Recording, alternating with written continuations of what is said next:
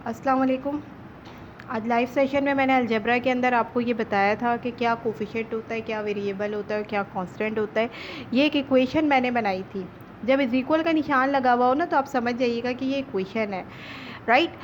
ए से लेके जेड तक कोई भी अल्फ़ाबेट हो, अगर वो किसी नंबर के साथ अटैच है, ठीक है, तो वो नंबर क्या कहलाता है, हमारा कोफिशिएंट। और वो वेरिएबल, वो जो अल्फ़ाबेट आ रहा है वो हमारा क्या कहलाता है, वेरिएबल। जिस तरह यहाँ पे 2 कोफिशिएंट है और y वेरिएबल है, और जिसके साथ कुछ भी ना हो, अलोन हो, वो क्या कहलाता है, कांस्टेंट। पूरी अलजेब्रा जो है वो इन चीज़ों के गिर्द घूमती है, ठीक है। इसी तरह मैंने आपको एक एग्जांपल दी थी कि अगर आपको किसी चीज़ की वैल्यू निकालनी हो, जैसे 4x + 6 = 7। अब क्या है, अगर ये x नहीं होता ना तो आप बड़े आराम से सवाल करते, 6 4 10, 10 किसके बराबर है, 7 के, ठीक है ना, ये आप आराम से कर लेते। लेकिन चूंकि यहाँ x मौजूद है और x के अलावा a आ जाए, b आ जाए, c आ जाए, d आ जाए, वट एवर के कुछ भी है, ठीक है ना, तो उसको करने का तरीक़ेकार क्या होगा, उसको करने का तरीक़ेकार ये होगा कि आपने करना क्या है कि अगर किसी भी नंबर के साथ कोई भी वेरिएबल लगा हुआ हो तो आप उसको एक तरफ कर देंगे। जैसे मैंने यहाँ किया, रिपीट कर रही हूँ मैं, 4x, ठीक है, = अब ये देखें इक्वेशन के इस तरफ वाली चीज़ वैसी की वैसी रहेगी, 7, ये +6 है, यहाँ के क्या हो जाएगा, -6।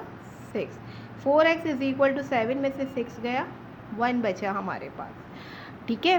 तो अब यहाँ पर देख लीजिए, हमेशा याद रखिएगा इक्वेशन के अंदर, अलजेब्रिक आइडेंटिटीज़ में, अलजेब्रिक इक्वेशन के अंदर जो चीज़ यहाँ होती है ना उसका उलट इक्वेशन किस तरफ होता है। अगर यहाँ प्लस है तो यहाँ माइनस होगा, अगर यहाँ माइनस है तो यहाँ प्लस होगा, अगर यहाँ मल्टीप्लाई है तो यहाँ डिवाइड होगा, अगर यहाँ डिवाइड है तो यहाँ मल्टीप्लाई होगा।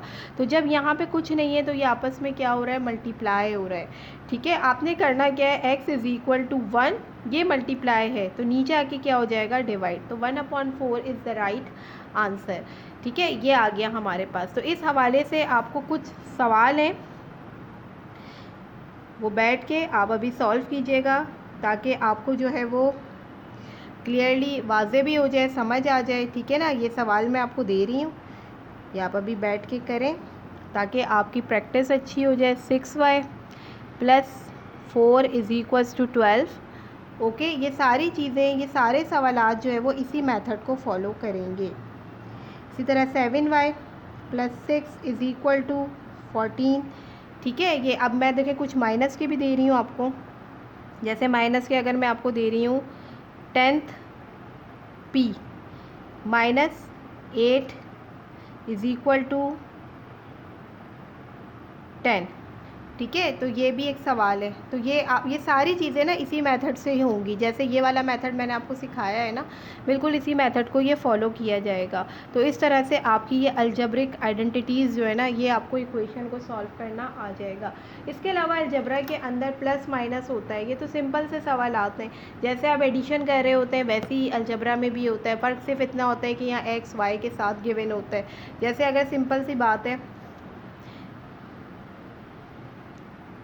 अगर मैं आपसे कह दूँ कि लिखा हुआ है x + x + x + x, अब आप ये सोचोगे टीचर ये सब ऐड करना है, लेकिन ऐड करने के बाद इसका आंसर क्या आएगा। देखिए हमेशा याद रखिएगा, जब भी कोई नंबर आए x लिखा हुआ है तो इसके साथ ना 1 ऑलरेडी लिखा हुआ होता है, जो हम कंसीडर करते हैं लेकिन लिखते नहीं हैं।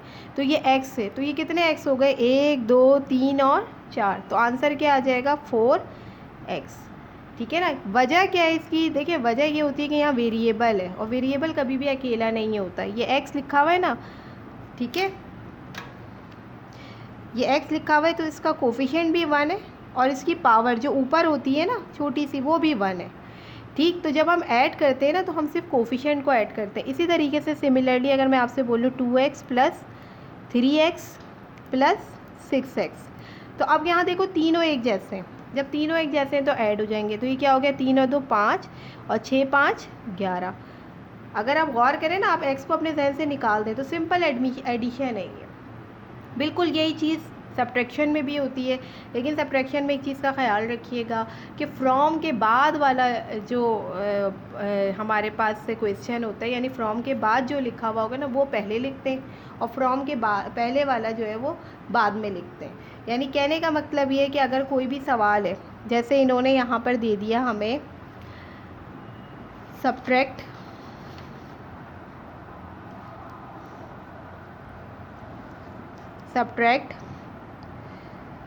4x from 10x। ठीक है ना, कि 4x को 10x में से सब्ट्रैक्ट करना है। सब्ट्रैक्ट का मतलब होता है माइनस करना। अब फ्रॉम के जो बाद में आता है ना, बाद वाला पहले लिखेंगे।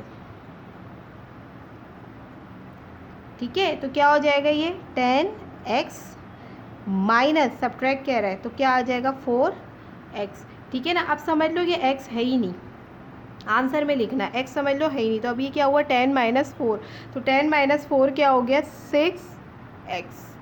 ठीक है ना, ये हमारा आंसर आ गया इस चीज़ का। तो ये सब्ट्रैक्ट के क्वेश्चंस जो हैं वो ऐड के और सब्ट्रैक्ट के इसी तरीके से होते हैं कि वहाँ अगर ऐड लिखा हुआ होगा तो ऐड के अंदर पाबंदी नहीं होती है, फ्रॉम नहीं लिखा हुआ होता, आप सिर्फ उसको प्लस के साथ इसी तरीके से सॉल्व कर लेंगे। सब्ट्रैक्ट लिखा हुआ होगा तो सब्ट्रैक्ट के अंदर फ्रॉम होगा, फ्रॉम के बाद वाला जो नंबर होगा उसको आप पहले लिखेंगे। तो ये कुछ टर्मिनोलॉजी थी, इसके बारे में आपको पता होना चाहिए था। ठीक है ना, इसके प्रैक्टिस क्वेश्चन मैं आपको भेज रही हूँ। ये सवाल जो मैंने दे दिए ये तो आप मुझे काइंडली सेंड कर दीजिए ताकि आपकी सारी तैयारी हो जाए। ये एक शॉर्ट वीडियो दी है जो मैं आपको ऐसी दे रही हूँ, चैनल के थ्रू नहीं दे रही, आप इसी तैयारी